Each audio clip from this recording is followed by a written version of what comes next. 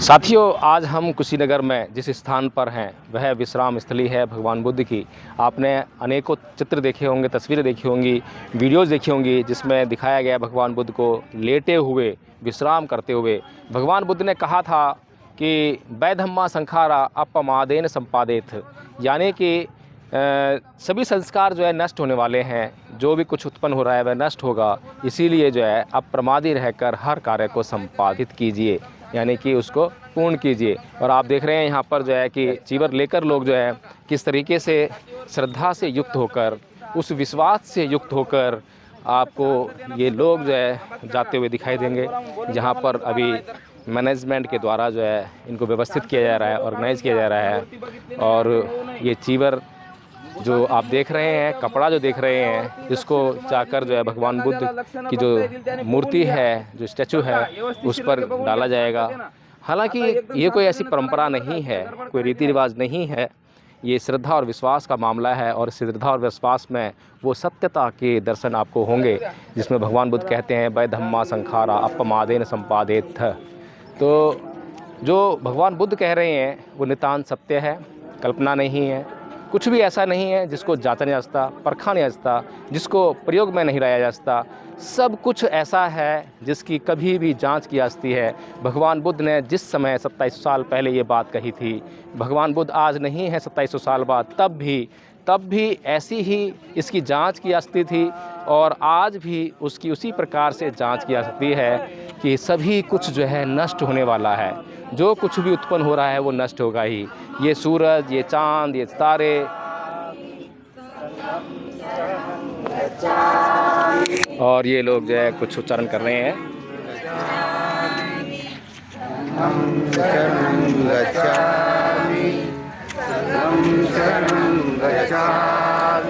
बुद्धं शरणं गच्छामि, धम्मं शरणं गच्छामि, संघं शरणं गच्छामि। यानी कि मैं बुद्ध की शरण जाता हूँ, धम्म की शरण जाता हूँ, संघ की शरण जाता हूँ। मैं क्यों बुद्ध की शरण जाता हूँ, मैं क्यों धम्म की शरण जाता हूँ, मैं क्यों संघ की शरण जाता हूँ, ये प्रश्न जो है करना ही चाहिए शरण गमन करने से पहले। क्योंकि भगवान बुद्ध ने कहा है कि मेरी शरण में आने मात्र से आपका कल्याण होने वाला नहीं है। यदि आपको अपना कल्याण करना है तो मेरे बताए हुए मार्ग पर चलना पड़ेगा, और जो मेरे बताए हुए मार्ग पर चलेगा उसी का कल्याण हो पाएगा। तो इसी प्रकार से जो भगवान बुद्ध के संदेश हैं, भगवान बुद्ध का जो यहाँ पर जो आप देख रहे हैं उच्चारण हो रहा है उनके मंत्रों का, मंत्र है बुद्धं शरणं गच्छामि, धम्मं शरणं गच्छामि, संघं शरणं गच्छामि। तो मैं यहाँ पर कुछ लोग आए हुए हैं, ये लोग महाराष्ट्र से आए हुए हैं, मैंने मालूम किया इन लोगों से जो है। तो आप लोग यहाँ पर आए हैं तो इसके बारे में कुछ बताएंगे कि इस स्थान का आप लोगों के लिए क्या महत्व है? यहाँ पे सर्वप्रथम सबसे नमो बुद्धाय, जय भीम। हम जो महाराष्ट्र से आए हैं, तो महाराष्ट्र से इधर हम आए हैं। हमारा ग्रुप है, वो ग्रुप से माध्यम से हम अभी तक मैं 2500 लोगों को अभी तक घुमाया ग्रुप से माध्यम से। जो तथागत भगवान गौतम बुद्ध का जो जन्म है, जन्म से निर्वाण तक हम पूरा इन लोगों को दिखाया। जहाँ जन्म हुआ वो भी दिखाने का है। और यहाँ जो आए, यहाँ पे आने के बाद इन लोगों को बहुत अच्छा सा महसूस होता है, बहुत अच्छा लगता है। जहाँ पे भगवान बुद्ध का निर्वाण हुआ है, इस स्थली पे हम आज पहुँच चुके हैं। तो भगवान बुद्ध ने कहा था कि किसी भी बात को इसलिए मत मानो कि कोई बात अच्छी लग रही है, कुछ सुंदर दिख रहा है, कुछ धर्म ग्रंथों में लिखा है, बहुत सारे लोग बोल रहे हैं, कोई गुरु बोल रहा है, कोई ईश्वर बोल रहा है। किसी भी बात को इसलिए मानो कि वह जो है आपके काम की है, वह सत्यता पर आधारित है, वह किसी के लिए कष्टकारी नहीं है, या फिर जानकारों के द्वारा जान ली गई है कि हाँ यह बात सही है। तो आप लोगों के साथ में जो समूह है, क्या वो बौद्ध समूह है या फिर हिंदू समूह है? नहीं, पूरा बौद्ध समूह है। ये हमारे जो साथ में है जो पूरा बौद्ध समूह है। और जो भगवान बुद्ध ने, आपने एक क्वेश्चन किया कि भगवान बुद्ध ने जो कहा है कि कोई मानता है कोई नहीं मानता है, तो हम जो भगवान बुद्ध का जो ये है पूरा जो समूह, जो संग्रहालय है पूरा, तो उसमें है कि वही किसी को जो अपने दिल को अच्छा लगता है वो अपनाइए। जो अपने दिमाग को नहीं समझता है तो वो मत लीजिए। भगवान बुद्ध का जो धम्म है वो पूरे शांति पे चलने वाला धम्म है। जी, ये जो महिलाओं ने जो है गले में मंगलसूत्र पहना हुआ है, हाथ में चूड़ियाँ पहनी हुई है, मांग में सिंदूर लगाया हुआ है और बिंदी लगाई हुई है, ये कौन सी संस्कृति का प्रतीक है, बता सकते हैं क्या आप? जो अभी ये जो पुरातन वो चलते आ रहा है, तो जो कुछ महिला के हाथ में जो है वाइट चूड़ियाँ है, वो बोले तो जो भगवान बुद्ध को ज़्यादा से ज़्यादा लाइक करते हैं, जिन्होंने उपवास रखा है वही वाइट चूड़ी पहनाती है, गले में मंगलसूत्र भी पहनाती है, ये ऐसा है। बेड़ियाँ जो हैं किस रंग की हों कि वो हमें सुविधा देंगी? बेड़ियाँ, जंजीरें? जंजीर बोले तो कंगन। नहीं, जंजीरें जो जिससे बांधते हैं, जिससे किसी को बांधते हैं, गुलाम बनाते हैं, तो वो जो है किस रंग का हो कि हमें जो है वो सुविधा देगा, आसानी करेगा हमारे लिए? जो वाइट रंग जो है वाइट रंग की बेड़ियाँ चाहिए, और जो वाइट रंग ऐसा रहता है कि वाइट रंग में कैसा। जंजीरें किस काम पे आती हैं आपको पता है आपको? जंजीर बांधने के लिए आती है ना। तो किसी को बांधते हैं तो किसी को कष्ट होता है या किसी को सुख होता है? कष्ट होता है बांधने के बाद। तो इसीलिए मैंने बोला कि जंजीरें किस रंग की हों कि हमें सुख देंगी। वो तो किसी भी कलर की हो, चाहे सफ़ेद की हो चाहे पीले की हो। तो सुख कहाँ से मिलेगा उससे? तो चूड़ियाँ जो है किस प्रकार से आपके लिए सुखकारी हो सकती हैं, जबकि चूड़ियाँ जो है भारत में जो है एक मुहावरा भी है, कायरता का प्रतीक है। चूड़ियाँ जो है जो वाइट का प्रतीक वो शांति का मार्ग बताता है। लेकिन हिंदुओं में चूड़ियों का मतलब है कि जो महिलाएं हैं वो शादीशुदा हैं, उनका पति अभी जिंदा है, और बिंदी, मंगलसूत्र, ये सब जो सुहाग की निशानी मानी जाती हैं भगवान क्या नाम है हिंदू धर्म में जो है। लेकिन भगवान बुद्ध के धर्म में जो है, क्योंकि समानतावादी धर्म है, तो वहाँ पर भगवान बुद्ध ऐसी कोई परंपरा, ऐसा कोई रीति रिवाज, ऐसा कोई नियम बना ही नहीं सकते हैं जहाँ पर कि पुरुष के लिए तो कोई नियम ना हो और स्त्रियों के लिए नियम हो। तो आपके इस समूह में जो कि आप कह रहे हैं कि बौद्ध समूह है, यहाँ पर भी हम देख रहे हैं कि यहाँ पर भी जो है पुरुषों के ऊपर कोई ऐसा आवरण नहीं है। पुरुषों को देखेंगे तो पता लगेगा नहीं कि शादीशुदा हैं कि नहीं है। अंकल जी हैं, काफ़ी उम्रदराज हैं, फिर भी देख कर बता सकते हैं कि शादी हुई है या नहीं हुई है। ये भी हो सकता है कि नहीं शादी हुई हो, और ये भी हो सकता है कि इन्होंने शादी ना की हो, पहचानेंगे कैसे?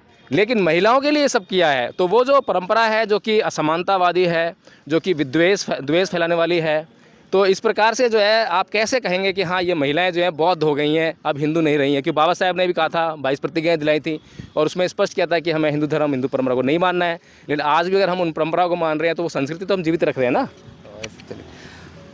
बाबासाहेब आंबेडकरांनी आपल्याला 1956ला बौद्ध धम्माची दीक्षा दिली, आणि बौद्ध धम्माची दीक्षा दिल्यानंतर बाबासाहेबाची एक संस्था आहे भारतीय बौद्ध महासभा, बाबा साहब ने वो निर्माण किया है उसका। त्या संस्थेच्या माध्यमातून जे काही बाबासाहेबांनी जे काही धम्माचे नियम लावलेले आहेत, त्याच्यामध्ये 10 पारामिता असतील, पंचशील असेल। हिंदी बोली ना। और हिंदी में ज़्यादा ये नहीं हो जाएगा ना, तो हिंदी ज़्यादा तकलीफ जाता है। तो 22 प्रतिज्ञा असतील तर डॉक्टर बाबासाहेब आंबेडकरांनी सांगितलं, मी ब्रह्म विष्णू महेश यांना देव मानणार नाही। क्यों नहीं मानेंगे, क्या प्रॉब्लम क्या है? जो बाबा साहब ने बताई, मैं ब्रह्म विष्णु महेश देव मानणार नहीं। चलिए, तो उसका ये कहने का मकसद है कि भाई मैं पूजा अर्ची जो है वो पसंद नहीं थे, इसलिए बाबा साहब ने वो प्रतिज्ञा दी गई वाली है। दूसरी है मैं चोरी नहीं करूँगा, हिंसा नहीं करूँगा, बोले तो ये बुद्ध धर्म के राह पर चलने वाली जो प्रतिज्ञा है बाबा साहब ने दे वाली है। ठीक, बहुत धन्यवाद आपका जो है। और महिलाओं से थोड़ी सी बाइट लेंगे। महिलाएं जो है किस प्रकार से बुद्धिस्ट बनी हैं, किस प्रकार से उन्होंने जो है पीछे जो धर्म को मानती थी उसको छोड़ा है, जानने का प्रयास करेंगे। आपका नाम क्या है? लक्ष्मी साळवे जी। लक्ष्मी साळवे। साहेबे। तो आप बौद्ध हैं या हिंदू हैं? हम बौद्ध है। आप बौद्ध हैं, तो कैसे मालूम पड़ेगा आप बौद्ध हैं? वो हमारे पुराने वाले सब लोग जानते हैं, तो हम तो पैदा हुए तो बुद्ध नगरी में हो गए, तो हम बौद्ध ही रहेंगे ना। तो आपने जो है बिंदी लगा रखी है, मांग में सिंदूर लगा रखा है और मंगलसूत्र पहन रखा है, हाथ में चूड़ियाँ पहन रखी हैं, ये कौन सी संस्कृति या कौन से धर्म का प्रतीक है? वो अभी हम इसके बाद नहीं पहनेंगे। इसके बाद मतलब आज के बाद नहीं पहनेंगे? हाँ, आज तक पहन रहे थे? हाँ आज तक पहनेंगे। आज तक क्यों पहन रहे थे? अब हमको मालूम गिरा है कि अपनी इधर ऐसा ऐसा है, तो हम नहीं पहनेंगे। चलिए, कुछ तो हमारे आने का फ़ायदा हुआ। तो आप ही नहीं पहनेंगे या ये सारी महिलाओं को आप बताएंगे? तो मैं मेरा खुद तो जानती है कि मैं नहीं पहनूंगी, और आदमी ने सब महिलाओं ने वैसा करना चाहिए। वो सब करना चाहिए। तो आपका नाम क्या है? उधर बोला।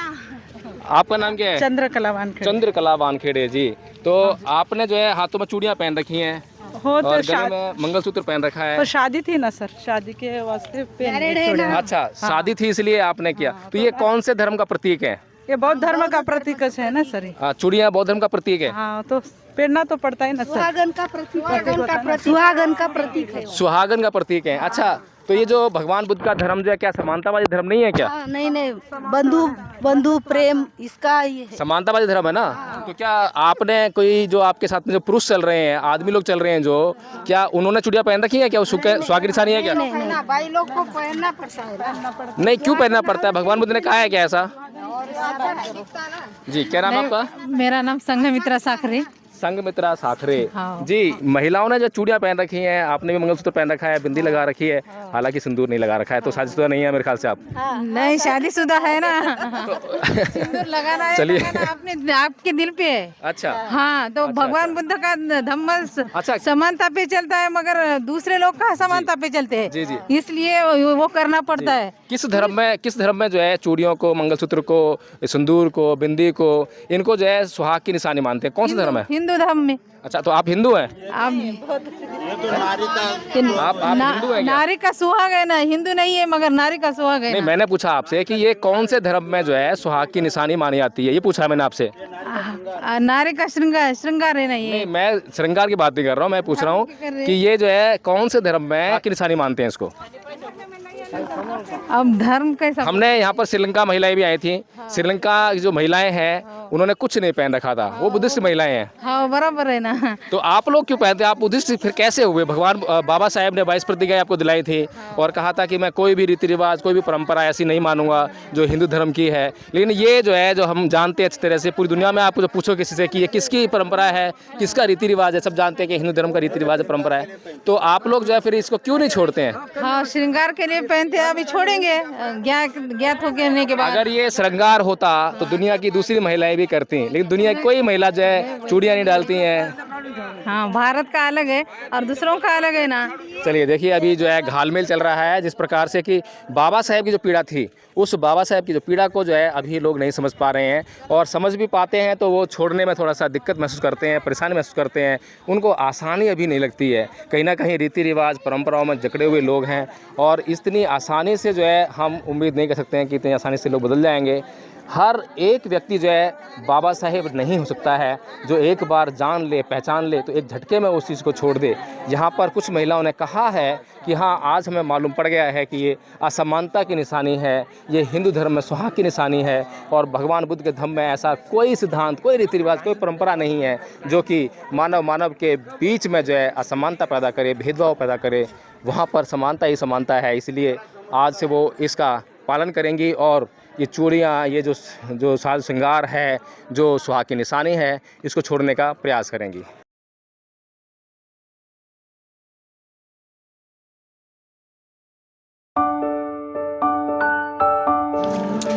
तो साथियों, अब हम उस पल की तरफ बढ़ रहे हैं जिस पल का हमें बेसब्री से इंतज़ार था, और वह पल कि भगवान बुद्ध कहीं विश्राम कर रहे हैं। भगवान बुद्ध जो पूरे जीवन भर, जब उन्हें ज्ञान प्राप्त हुआ और जब उनका महापरिनिर्वाण हुआ, तब तक एक पल भी ऐसा नहीं जब उन्होंने प्रमाद में अपना जीवन बिताया हो। अब प्रमादी रहकर उन्होंने अपना जीवन जिया, और अंतिम समय में भी जब एक व्यक्ति उनसे बात करना चाहता था, उनसे दीक्षा लेना चाहता था, जब आनंद उन्हें मना कर रहे थे कि नहीं, अब भगवान बुद्ध किसी से बात नहीं कर सकते हैं, उनके विश्राम का समय हो गया है, उस समय भी भगवान बुद्ध ने आनंद से कहा कि आने दो, आने दो, और भगवान बुद्ध ने अंतिम प्रवचन उस व्यक्ति को दिया। तो साथियों, वो पल, वो क्षण जहाँ से आपके भीतर एक गहरी श्रद्धा, जहाँ भगवान बुद्ध अपने अंतिम समय में विश्राम कर रहे हैं, जहाँ भगवान बुद्ध ने संदेश दिया, वै धम्मा संखारा अपमादेन संपादित। तो आप देख रहे हैं किस प्रकार से ये जो परिसर है, इसमें यहाँ भीतर आते ही मुझे एक अलग ही अनुभूति होने लगी। हालांकि मैं किसी रीति रिवाज, किसी परंपरा। भगवान बुद्ध ने जो संदेश पूरी मानव जाति को दिया, वै धम्मा संखारा अपमादेन संपादेत, सभी कुछ संस्कार नष्ट होने वाले हैं। इसीलिए अप्रमादी रहकर सभी कार्यों को संपादित कीजिए, पूरा कीजिए। जो निश्चय कर लिया, जिस बात का निर्णय कर लिया, फिर उसके बाद रुकना नहीं है, थमना नहीं है। और जो संस्कार आपको परेशान कर रहे हैं, उन संस्कारों से मुक्ति पानी है, उन आदतों से मुक्ति पानी है। और इसके लिए निरंतर सम्मा सती, सम्मा सती, सम्मा सती, जागते रहो, जागते रहो, जागते रहो। अक्सर आपने ये शब्द चौकीदारों के मुख से सुने होंगे।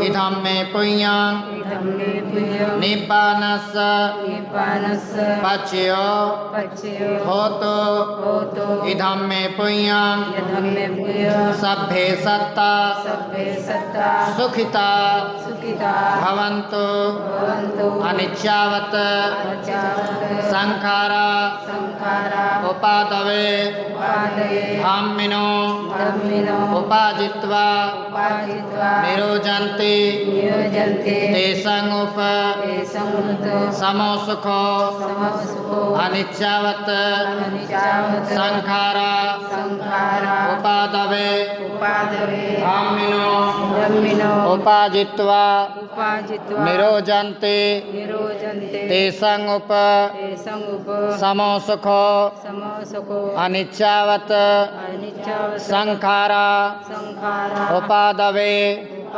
धम्मिनो उपाजित्वा निरोजन्ति तेषां उप समोसुखो बुद्धं नमामि धम्मं नमामि संघं नमामि।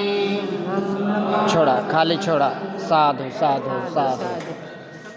अनिच्छा व संखारा का मतलब ये होता है, जो इस संसार में जीव रूप में जितने भी उत्पत्ति हुई हैं, सही सत्य ये है, उनको एक न एक दिन इस संसार को छोड़ करके जाना है। यह शरीर नश्वर है, भंगुर है। भगवान बुद्ध जिस जगह पे आप यहाँ खड़े हैं, इस जगह पे भगवान बुद्ध ने अपने शरीर को 80 साल के अवस्था में त्याग दिए थे। साधु साधु मंगलमय। इस स्थान में क्या महत्व है, बताएंगे इसके बारे में? थोड़ा ऐतिहासिक। इस स्थान के ये महत्व है, भगवान बुद्ध 80 साल के अवस्था में कुशीनगर में अपने शरीर को छोड़े थे। यह मूर्ति हर्बल नाम का बौद्ध उपासक बनाए थे। दीन नाम का व्यक्ति कलाकृति किए थे। 5वीं सदी में यह मूर्ति का आविष्कार लाल बलुआ पत्थर से हुआ सा। भगवान बुद्ध जिस प्रकार अपने शरीर को छोड़े हैं, इस मूर्ति में वह दर्शाया गया है। सबसे पहले भगवान बुद्ध के पैरों में जन्म से ही धम्म चक्र, आप ये देखिए, धम्म चक्र। महापुरुष जो होते थे, एड़ियाँ उनकी एकदम समतल हुआ करती थी, प्लेट। और ये पहली मुद्रा है ध्यान मुद्रा। आप यहाँ से देखेंगे, पहली मुद्रा है ध्यान मुद्रा। और दूसरी मुद्रा जो है, यहाँ से आप देखेंगे, ये है चिंतन मुद्रा। यहाँ से जब आप फेस के तरफ देखते हैं, दूसरी मुद्रा है चिंतन मुद्रा। यहाँ से जब आप देखेंगे इनके चेहरे पे, ये है स्माइल मुद्रा। यह त्रिरत्न मूर्ति है भगवान बुद्ध की। ये है मल्लिका। भगवान बुद्ध के शासनकाल में जो यहाँ की कुशीनगर की रानी हुआ करती थी, बंधुमल की पत्नी मल्लिका, उनको दर्शाया गया है। ये भगवान बुद्ध के अंतिम शिष्य सुभद्र, भगवान बुद्ध अपने शरीर छोड़ने से पहले सुभद्र को दीक्षा दिए, ये उनको दर्शाया गया है। और यहाँ पे हैं आनंद, जो भगवान बुद्ध के शासनकाल में जब बुद्ध ने यह घोषणा किया कि हम अपने शरीर को कुशीनगर में छोड़ेंगे, उस समय आनंद विलाप कर रहे थे। यह इसमें दर्शाया गया है। साधुवाद, मंगल में आप सब। बहुत बहुत साधुवाद बनते जी। तो जिस प्रकार से भगवान बुद्ध ने पूरे जीवन जो शिक्षाएं दी, इतनी महत्वपूर्ण शिक्षाएं पूरे संसार भर के लिए कि यदि संसार उन शिक्षाओं को जान जाए, उनका आचरण कर ले, तो वह भी उस निर्वाण पथ पर अग्रसर हो जाएगा। और जो निर्वाण पथ पर अग्रसर हो जाते हैं तो उनके कष्ट दूर होने लगते हैं। जितने भी जीवन में कष्ट हैं, वो कष्ट जो है उनके जीवन में या तो कम हो जाते हैं या बिल्कुल भी नहीं रहते हैं। जो जितना जाएगा, जो जितना चलेगा, उतनी ही उसको मंजिल की दूरी प्राप्त होगी, मंजिल उसकी उतनी ही नज़दीक होगी। निर्वाण मनुष्य का, हर जीव का अंतिम उद्देश्य है। जिसने जन्म लिया है उसको निर्वाण प्राप्त करना ही है। जब तक कोई भी जीव जिसने जन्म लिया है निर्वाण प्राप्त नहीं करता है, तब तक वह इस संसार में भटकता रहेगा, जन्म लेता रहेगा, पुनर्भव होता रहेगा। और अगर जन्म लेगा, पुनर्भव होगा, तो जातिपि दुःखा, जरापि दुःखा, व्याधिपि दुःखा, मरणापि दुःखा, शोक परिदेव दो मनस्यु पाया सापि दुःखा, संख्यतेन पच्चुपादान खंदापि दुःखा। तो जन्म लेना दुख है, मरना दुख है, रोग दुख है, बुढ़ापा दुख है, प्रियजनों का बिछुड़ना दुख है, अप्रियजनों का मिलना दुख है। जो नहीं चाहते हैं वह, जो चाहते हैं वह नहीं मिलता, वह दुख है। इस प्रकार से साथियों, पूजा का समय हो गया तो हम लोग भी बैठेंगे।